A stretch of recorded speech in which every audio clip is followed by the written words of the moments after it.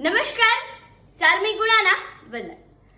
મિત્રો, એક વ્યક્તિ મૃત્યુ પામ્યો અને યમરાજ પાસે પહોંચ્યો. યમરાજે પ્રશ્ન પૂછ્યો કે તારે સ્વર્ગમાં જવું છે કે નર્કમાં? તું મને જણાવ.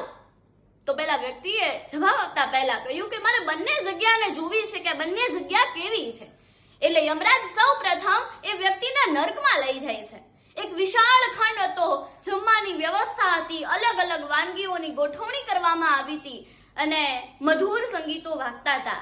છતાં પણ લોકો નિરાશ હતા. કોઈ પણ વ્યક્તિ આનંદિત નહોતું. ભૂખ્યા હતા, તરસ્યા હતા. કોઈ પણ વ્યક્તિ ખુશ નહોતું. અને બધાના હાથ એ લાંબી ચમચીથી બાંધવામાં આવેલા હતા.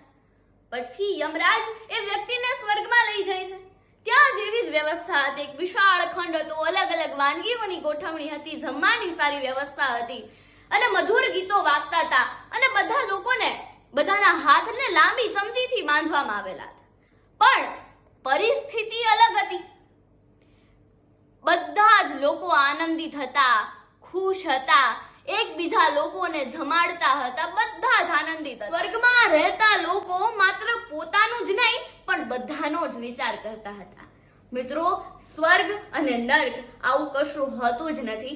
જો તમારી અંદર સારા વિચારો હશે, લોકોને મદદ કરવાની જો ભાવના હશે, તો ત્યાં જ સ્વર્ગનું નિર્માણ થશે.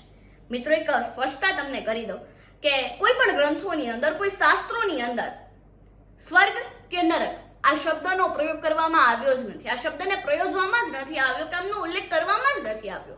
પણ હા, માત્ર મોક્ષ આ શબ્દનો ઉલ્લેખ કરવામાં આવ્યો છે. જય શ્રી કૃષ્ણ.